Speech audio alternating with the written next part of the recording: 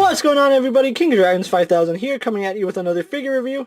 Today we'll be having a look at the Mattel WWE Elite Collection WWE Network Spotlight Finn Balor. Now, this is the Finn Balor that includes the headdress, coat, and the chainsaw, which we saw at his NXT Takeover match.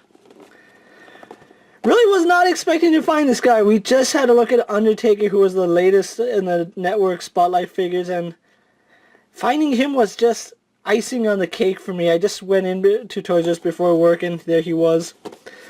On the side, we have a picture of the Demon Finn Balor. That same picture right here on the side. And on the back, we have an actual look at the attire from the NXT Takeover. And then we have his bio right here. He is 5'11". He weighs 190 pounds. Ring attire is from July 2015. Signature move, the coup de grace, and the 1916 from Bray County, Wicklow, Ireland. This Finn Balor figure reflects the match when he defeated Samoa Joe at NXT Takeover Dallas. Balor's entrance was inspired by an infamous old Texas mythical story. Relive this match on the WWE Network. Really happy I have this figure in hand. So what I'm going to do now is take a little break, get him out of the packaging, and then we'll go on to the rest of his review. So sit tight, everyone. And so here we have Finn Balor posed and out of the packaging. Before we get onto the figure, let's actually have a rundown of his accessories. Starting off, he does come with a chainsaw. Now this is actually a really nice, really detailed chainsaw here. The only thing that really doesn't have much detail is the blade. I kind of wish that it actually had the little serrated edges on it. But other than that, it's a really nice looking accessory. You know, give it a little more silver accents and you'd have a really nice chainsaw accessory. You know, I can see Mattel using this later down the road for a Chainsaw Charlie figure. And mark my words, it will happen. We will get a Chainsaw Charlie with this exact chainsaw. Moving that off to the side, Finn Balor also does come with his entrance jacket. Why can't I not speak today? It is a little bulky on him, as you can see. When you have the jacket on, his arms do not go any lower than that. It's a soft plastic, relatively down here, but up here it's not. There's not much give to it, so his arms do kind of stick out. But that's okay because you can get him in a lot of cool poses. And then he also does come with his headdress. It's the exact same headdress that we got with his first release figure. And I'll show that off in a little bit, but let's see if I can't get the jacket off. It is a little tight around his chest, so I wonder if they changed the mold that they were going to use for Finn Balor. But anyway, you can see here's the jacket. It is nicely detailed, actually. You can see all the stitch work in it. That's all really nice. And the stitching down in the back. We do get the buttons. They are all painted. So really cool accessory. And then, like I said, the exact same headdress that we got with his first Elite release. The only difference is this one does have blue in it as opposed to the first one, which had nothing but red. And let's see if I can't get that for you guys. Okay, there we go. So yeah, like I said, exact same mold, just different paint job. And you can see where the red, some parts were red on the original one, this one has blue on it. Still a really cool accessory. And it does fit on this Finn Balor's head. I will say this, his head does seem a little bit big to the body. Let's actually zoom out so let's see if you guys can see what I'm talking about. Sorry about that, but yeah, his headdress doesn't fit. It doesn't sit right on this one because they're using a new Finn Balor head mold. But it does sit on his head, and let's actually bring in his first Elite release figure so you can see the differences between the two.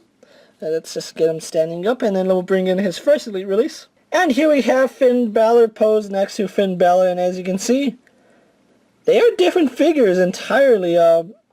I think the only parts they share technically are the hands, the kick pads, I want to say the knee pads are shared, the arms, and that's about it. The head is completely different on them. You can see that this Finn Balor's head does seem a little bigger than this one. And then, just to show off, because it is in the body, one major complaint with this Finn Balor is that his torso wasn't ripped enough. This one got a completely new torso. I know we've seen it before, but they actually went with a more toned physique versus a flatter physique. If I remember correctly, Mattel's reasoning for going with this original mold was that the decals sat better, but looking at this one, kind of feel cheated out that this one isn't on this torso. And I believe even the legs are completely different. And one downside to it is that his arms don't sit completely at his side like the original one. And let me zoom the camera out so you guys can see that. You can see that his arms actually protrude at an angle where his can actually sit at his side. Moving him off to the side, and then we'll get his headdress on. It does fit tight. So we'll get his headdress off so we can go on to his detail.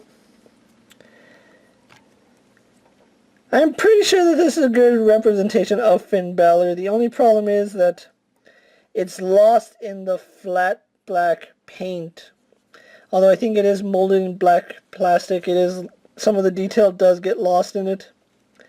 But you can see some really nice paint right along his hairline. You can see the transition from the fade to his hair color, so that's nice. And then you can see the paint goes onto his hair as well. You can see some blue accents right here along the red. And I think there's one right near his eye.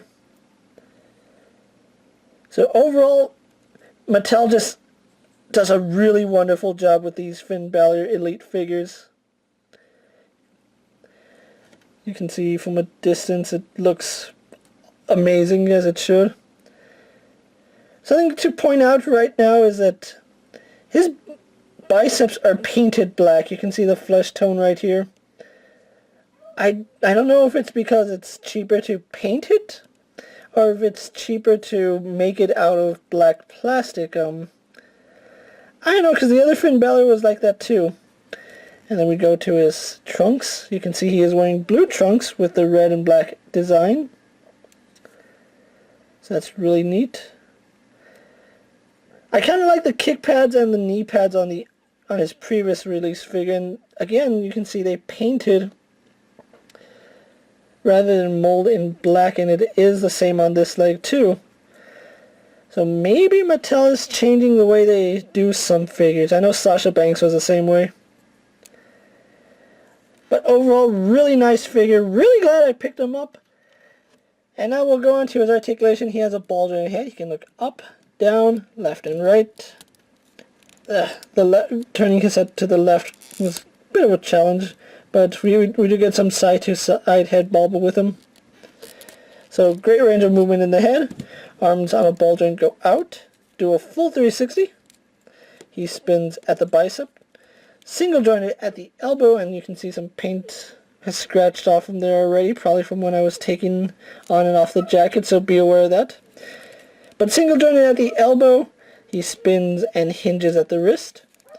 He has an ab crunch which goes back about that far and goes forward about that far. Waist swivel. Legs go forward, back, and out. Swivels at the thigh. He is double jointed in the knees. Swivel at the boot. We do have a hinge in the ankle, and it is a tight ankle joint, which, like I said, I'd rather the ankle joints be tight than loose, and on a lot of my Elite figures, the ankle is like one of the tightest joints on them, so I'm not complaining.